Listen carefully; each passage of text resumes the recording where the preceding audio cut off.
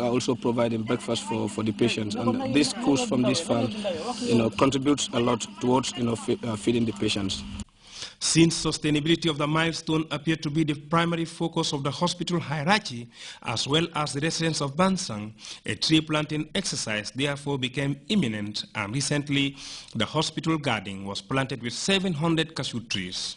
Now, if you look at the economic value of cashew, there are three things you can derive from the cashew. The cashew nut, the fruit, and even the juice. And all these things could be of high nutritious value for patients admitted in the hospital. Of the 700 seedlings planted, 300 of them were purchased by the Gambia Experience, 300 by the Hospital Staff Association, and 100 by the Forestry Department, the providers of the technology for the planting exercise. We have been working with the Forestry Department from the inception to now. They advise that for the cashew seedlings, there need to be 5 meters at least between the seedlings. Sometimes you can go up to 7 meters, but at least 5. Looking at the land area, we thought 5 meters apart. Governor Gani Toure, also the chairman of the Bansang Hospital Board, whose leadership this initiative was conceived, urged the hospital management to nurse the seedlings so as to eventually realize the worth of their toil. For planting a tree is one thing, but nurturing it is another. We have been planting trees. The president has said it. He wants every year for the people to plant 1 million trees. It's good to plant 1 million trees, but how many of those trees will survive? Because they are not taken care of. So let's make sure that we take care of these things. You cannot spend resources, spend energy, spend time to plant these trees, and then at the end of the day you forget about them. The Alcalo of Bansang, whose people as well as security personnel posted in the area participated immensely in the exercise, did not only recognize the significance of the exercise for the welfare of the hospital, but also donated a diagnostic machine to the hospital. The government cannot afford to feed all these patients. So the staff, we have to thank them very much for whatever they are doing for the hospital. I'm also very proud of the staff of the hospital. Though the Bansang Hospital Staff Association's contribution, plus produce from the hospital farms, feeds the patient, the bulk of the funding comes from Anita Smith, a British philanthropist, nicknamed the Mother of the Motherless. Louis Mendy, GRTS. The outgoing FAO country representative today bid farewell to the President, His Excellency Sheikh Professor Alhaji Dr. Yahya Jammeh, at a ceremony held at the State House.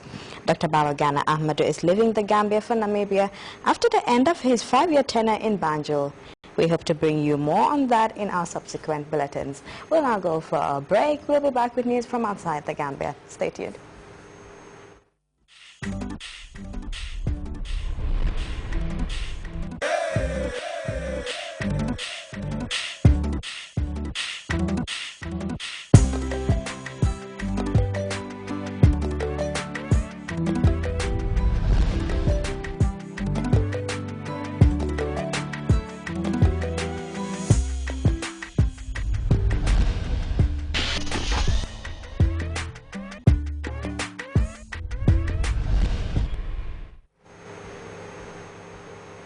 Welcome back. As the international community awaits a tougher response to the Syrian crisis, a UN weapons inspection team has come under fire on the ground in Syria. The UN convoy was headed to a Damascus suburb to inspect the site of a chemical attack when it was deliberately shot at. No casualties have been reported, but the Syrian government has denied any involvement. Let's look at this report for more on that. The first vehicle in that convoy of the chemical weapons investigation team was deliberately shot at by unidentified snipers in the buffer zone area. In other words, as they left government-controlled territory and were heading in towards territory that is not held by them. Now, there were multiple shots. We don't know how many exactly.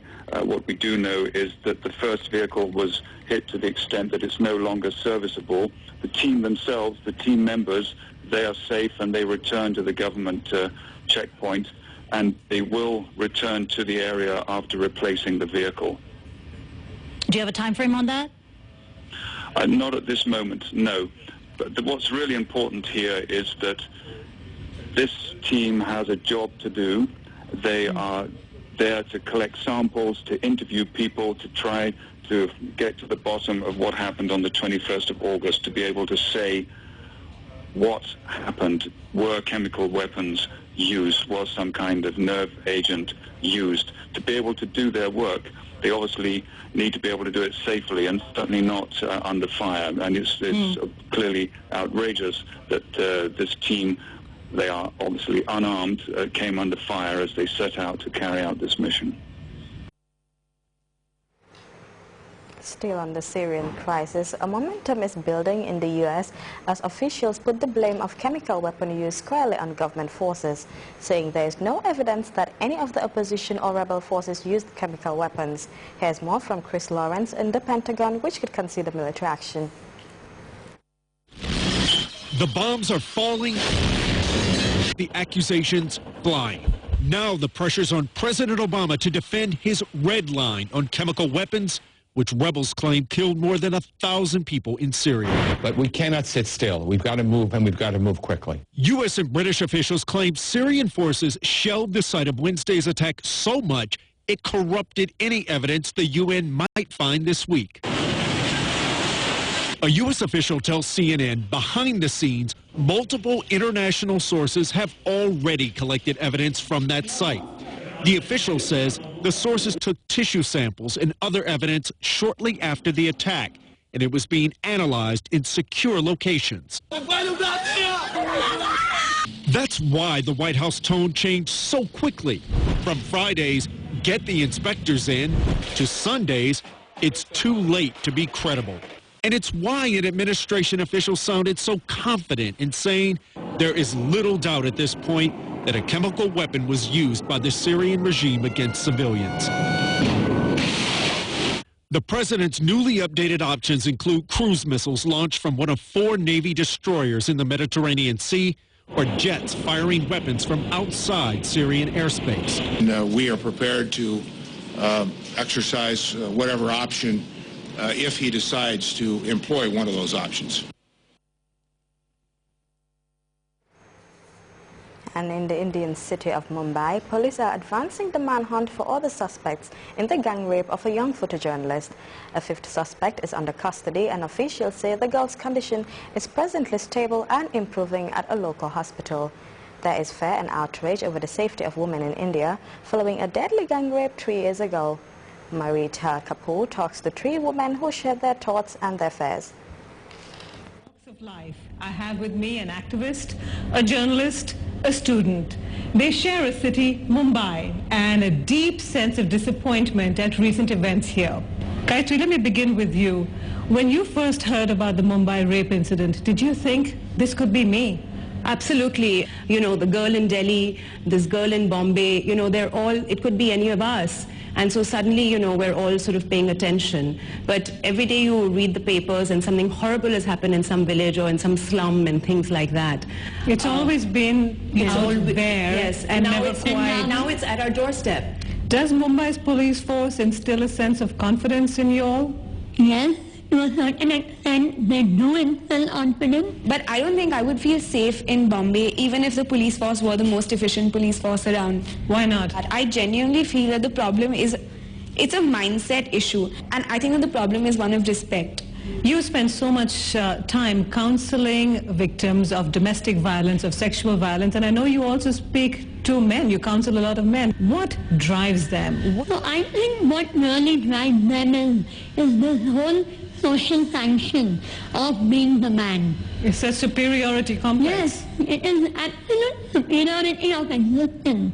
That I'm a man and I can just do anything at any point of time. fine. You know, we do have an extremely patriarchal culture, as you were mentioning, and at the same time, you know, we are embracing modernity. So women, and it's very interesting that the survivor of the Mumbai rape, as well as the unfortunate victim of the Delhi rape, were young women who were going out into the world and trying to make something of themselves. And the perpetrators of those crimes were men who didn't really have